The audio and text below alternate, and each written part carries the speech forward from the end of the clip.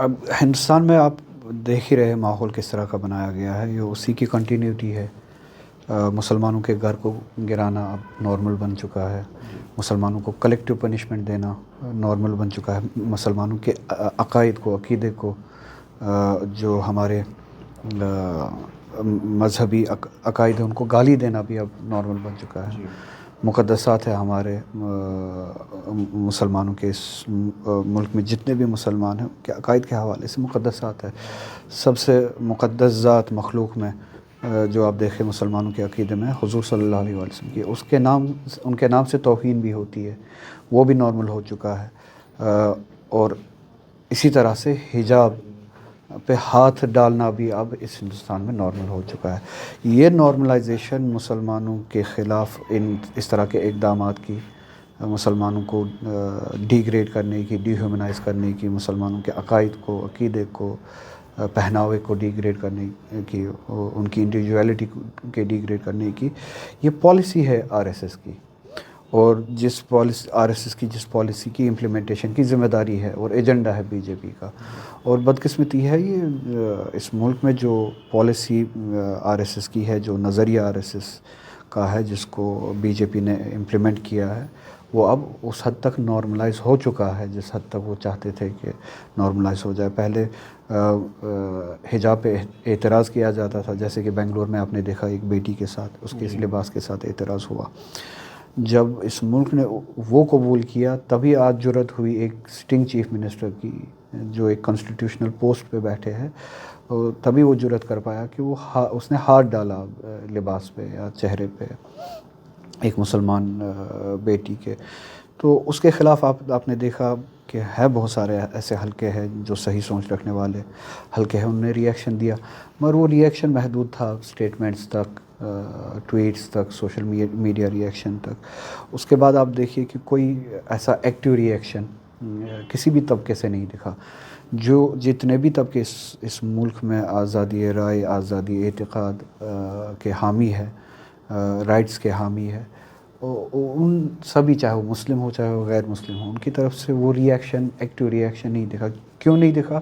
کیونکہ اب یہ نارملائز ہو گیا ہے، اور یہ نارملائزیشن بہت ہی خطرناک ہے۔ اگر آج سے 10 سال 15 سال ہی اس طرح کا کوئی سانحہ ہوتا اور کوئی اس طرح کی جرأت کرتا، میں یقین سے کہتا ہوں چاہے وہ مسلمان کے ساتھ ایسا کرتا چاہے غیر مسلمان کے ساتھ ایسا کرتا، غیر مسلمان ہی اس کو اس کے تخت سے گراتے، اس کی اس حکومت کو ختم کرتے، اور اس کے نتیجے بہت اس کے لیے خطرناک ہوتے، پرامن ہی ہوتے مگر سیاسی طور بہت خطرناک ہوتے۔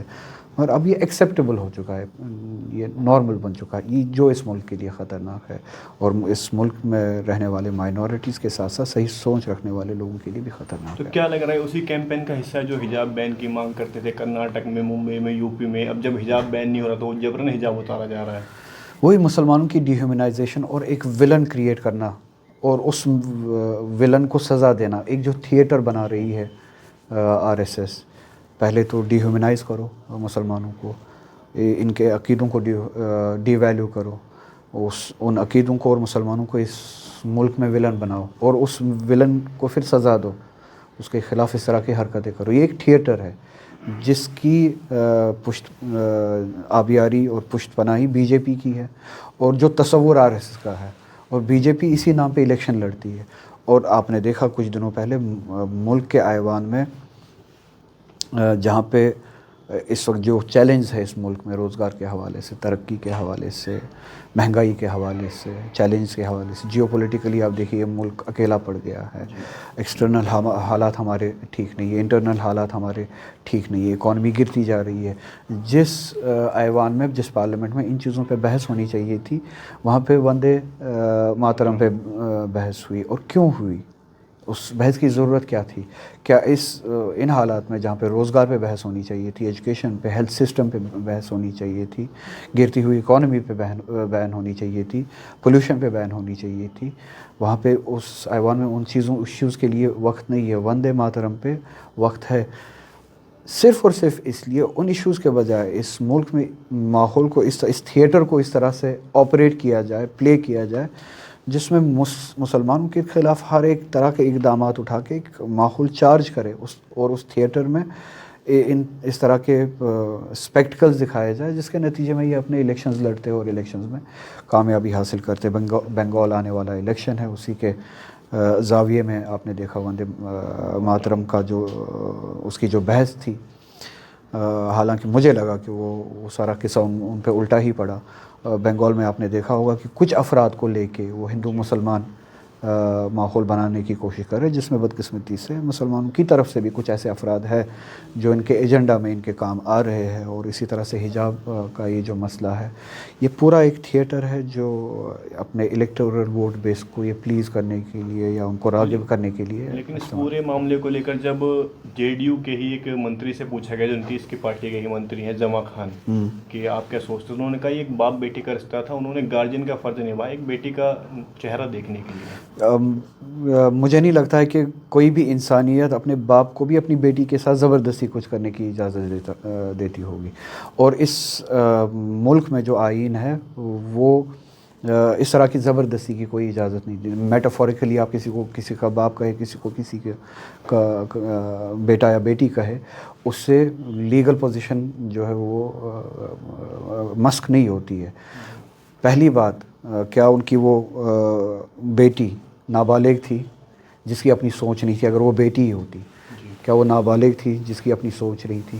تو ماشاءاللہ وہ ایک تعلیم یافتہ ایک عورت تھی جس نے اپنی مرضی سے, اپنی سمجھ سے ایک طرح کا پہناوا استعمال کیا, حجاب استعمال کیا, تو وہ اپنے عقل و شعور سے اپنے رائٹس کا استعمال کر رہی تھی. دوسرا, اگر انہیں اپنی میٹافوریکلی اپنی بیٹی کو سمجھانا تھا یا بتانا تھا, کیا وہ بات بول کے اس سے گزارش نہیں کر سکتا تھا؟ یہ زبردستی کھینچنا, یہ کس قانون نے اجازت دیا ہے اس چیز کو؟ تیسری بات, کیا اس بیٹی نے اس حرکت کے لیے کنسنٹ دیا؟ اور کیا وہ بیٹی اس مسئلے کو باپ اور بیٹی کا مسئلہ دیکھتی ہے, یا اس نے اس کے خلاف پروٹیسٹ کیا, اعتراض کیا؟ پہلے اس بیٹی سے اس کا جواب مانگے نا کہ وہ اس سلسلے کو, اس حادثے کو کیسے دیکھتی ہے. وکٹم سے پوچھیے آپ, ایگریسر سے مت پوچھیے کہ آپ اس سچویشن کو کس زاویے سے دیکھتے ہیں. آپ وکٹم سے پوچھیے نا آپ اس سچویشن کو کس زاویے سے دیکھتے ہیں. وکٹم نے تو پردیش بھی چھوڑ دیا ہے اور جاب لینے سے بھی انکار کر دیا ہے. اور یہی جواب ہے ان لوگوں کے لیے جن کا آپ نے نام لیا, اور یہی جواب ہے اس ملک میں رہنے والے اس سیکشن کے لیے جو اس کو ٹویسٹ کرنا چاہتے ہیں. آپ نے پھر جو یہ کہا جاتا ہے کہ وکٹم ہونے کا وہ کارڈ کھیلا جاتا ہے, آپ مجھے یہ بتائیے کہ آپ حجاب سے لے کے کھانے تک, گھر بھی آپ گرائے, کھانا کھانے کے شک پہ آپ لنچنگ بھی کرے, حجاب پہ بھی آپ ہاتھ ڈالے, مسجدیں بھی آپ گرائے, آپ ایکول اپرچونٹی نہ دے روزگار کا, ٹھیک ہے, آپ عقیدے کے لحاظ سے انسان کو آپریٹ کرنے کی یا مذہبی آزادی نہ دے, آپ یہ سب کچھ حرکتیں کریں, اور آپ دوسری طرف کو جس پہ آپ یہ سب کچھ ایگریشن کر رہے ہیں اس کو یہ بھی نہ بولنے دے کہ ہمارے ساتھ زیادتی ہو رہی ہے. تو اس سے بدترین مثالیں صرف آپ کو ہٹلر کی جرمنی میں ملے گی اور کہیں نہیں ملے گی. یہ اسی راستے پہ جا رہا ہے. اچھا, جب نوکری چھوڑنے کے معاملے پر سوال کیا گیا گریراج سنگھ سے, تو انہوں نے کہا وہ نوکری چھوڑے جہنم میں جائے ہمیں کوئی فرق نہیں پڑتا, اور یہی لوگ بیٹی پڑھاؤ بیٹی بچاؤ کا نام. اور وہی جو میں نے کہا نا پہلے جواب میں, یہ نارملائز ہو چکا ہے. اسی لیے جرت کی گریراج نے یہ بات بولنے کی کہ جائے جہنم میں, بجائے اس کے کہ وہ یہ سمجھے کہ گریراج جیسے لوگوں نے اس ملک کو جہنم بنایا. ہم پہلے سے ہی ہر کوئی صحیح سوچ رکھنے والا انسان جہنم کا احساس کر رہا ہے اس طرح کے لوگوں کے ساتھ. اس سے زیادہ کہاں پہ جہنم ہے جہاں پہ ہم جائیں. اور وہ اس طرح کی زبان استعمال کر پاتا ہے, یہ پہلے یہ بات ثابت کرتا ہے کہ جہنم کا احساس کرنے کے لیے کسی اور جگہ جانے کی ضرورت نہیں ہے. ان جیسوں کا جب منہ کھلتا ہے تو جہنم کا احساس ہو جاتا ہے. دوسرا, اس ملک میں آئین اور کانسٹیٹیوشن کا کوئی لحاظ ہی نہیں ہے, ہیومن رائٹس کا کوئی لحاظ ہی نہیں ہے, ہیومن ڈگنیٹی کا کوئی لحاظ ہی نہیں ہے, ہیومن ویلیوز کا کوئی تصور ہی نہیں ہے. اب اس حد تک پولیٹیکل ڈسکورس ڈیہیومنائز کیا گیا ہے اس ملک میں کہ گریراج جیسا شخص بھی اپنا منہ کھول کے اپنے وجود سے جو ہے جہنم کا احساس کرا سکتا ہے. یوگی سرکار میں ایک منتری ہیں سنجے نشاد, انہوں نے کہا ہے کہ حجاب بھی تو ہٹائے, اتنا وواد کر دیا, اگر کہیں اور ٹچ کر دیتے تو کیا ہوتا. وہی بات پھر سے کہ اب اس کی کوئی حد نہیں ہے کہ حجاب اگر میں نے کہا نا اگر اس طرح کا حادثہ آج سے 10 سال پہلے پیش آتا تو چیف منسٹر کیا وہ پوری کی پوری گورنمنٹ گر جاتی، وہ سیاسی سسٹم ہی وہ تنظیم ہی ختم ہو جاتی. اب یہ کہا جاتا ہے کہ صرف حجاب پہ ہاتھ لگایا کہیں اور ہاتھ نہیں لگایا. اس مولسٹیشن اب نارملائز ہو چکا ہے. کیوں مولسٹیشن کر سکتا ہے؟ کیونکہ اگلا انسان جو وہ مسلمان تھا تو مسلمان کے ساتھ مولسٹیشن بھی کیا جا سکتا ہے اور کھلے عام کیا جا سکتا ہے. لائسنس ہے مولسٹیشن کے لیے. RSS BJP کے رجیم میں لائسنس ہے, جسٹیفیکیشن ہے اگر وہ مولسٹیشن مسلمانوں کے ساتھ کی جائے. اگر صاحب ایک سانسد ہیں آپ اور مسلمانوں کے مدعے پر آواز بھی اٹھاتے رہتے ہیں, آپ کہہ رہے ہیں سب نارملائز ہو گیا ہے, تو اس کا سولوشن کیا ہے پھر؟ یہ تو پھر آگے اور بڑھتا رہے گا.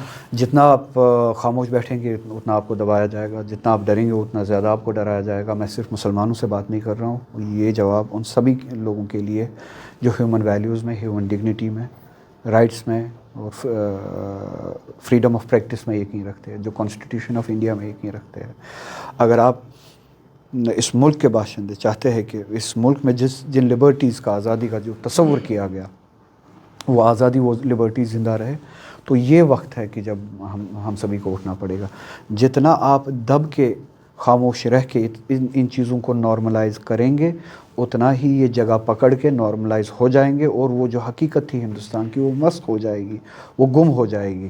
اس خوبصورت حقیقت کو زندہ کرنے کے لیے نہ صرف مسلمانوں کو بلکہ ہر کسی صحیح سوچ رکھنے والے, آئین میں یقین رکھنے والے باشندے کو اس ملک کے اٹھنا پڑے گا اور اس نظام کے خلاف لڑنا پڑے گا. لیکن جب لوگ لڑتے ہیں تو بلڈوزر چلا دیا جاتا ہے, FIR کر دی جاتی ہے, جیلوں میں ڈال دیا جاتا ہے, 5-5 سال سے لوگ عمر خالد. آپ بلڈوزر کے ڈر سے گھر پہ رہے, آپ کے حجاب پہ ہاتھ پہنچے گا. آپ حجاب کے ڈر سے اس موقع پہ خاموش رہے جیسے کہ آپ نے کہا مولسٹیشن پہ ہاتھ آ جائے گا, تو یہ بھی کہا جائے گا ٹھیک ہے اگر حجاب پہ ہاتھ ڈالنے کو برداشت کیا گیا کہیں اور پہ بھی ہاتھ لگایا جا سکتا ہے.